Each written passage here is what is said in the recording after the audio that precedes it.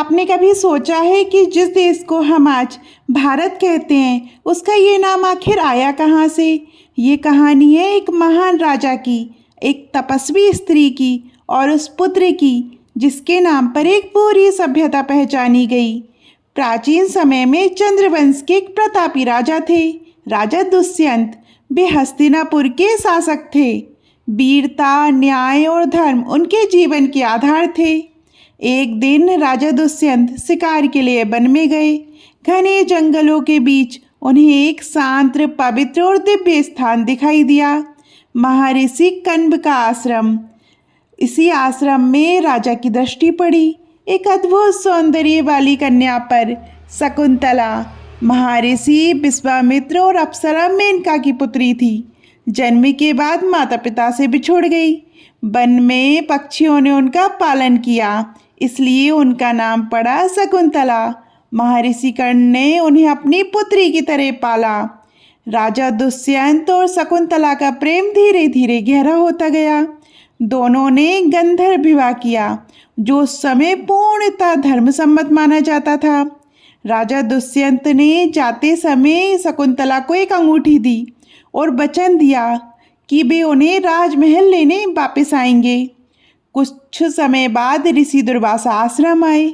शकुंतला उस समय राजा दुष्यंत के विचारों में लीन थी और अनजाने में ऋषि का सत्कार नहीं कर पाई। क्रोधित होकर ऋषि दुर्वासा ने कहा, जिसका ध्यान तुम कर रही हो वही तुम्हें भूल जाएगा।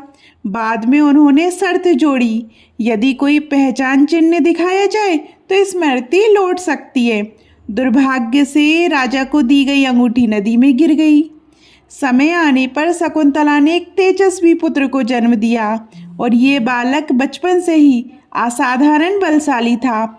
सींगों से खेलता था, निर्भय था, तेज और आत्मविश्वास से भरा था। इस बालक का नाम रखा गया भरत।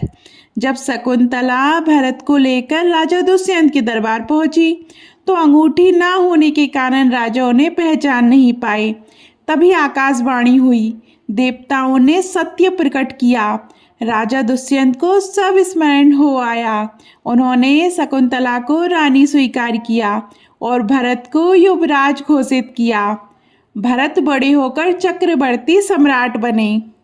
उनका शासन धर्म पर आधारित था, प्रजा के कल्याण के लिए था, अन्याय और अहंकार से दूर था। उन्होंने पूरे आर्यवर्त को एक सूत्र में बांध दिया।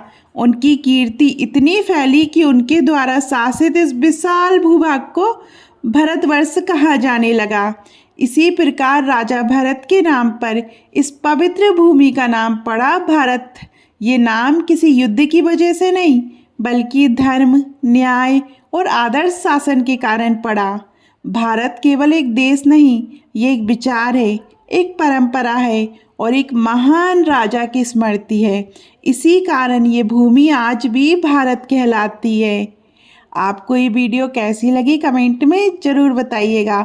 और अभी तक आपने हमारे चैनल परंपरा और प्रतीक्षा को सब्सक्राइब नहीं किया है तो सब्सक्राइब करिएगा। धन्यवाद।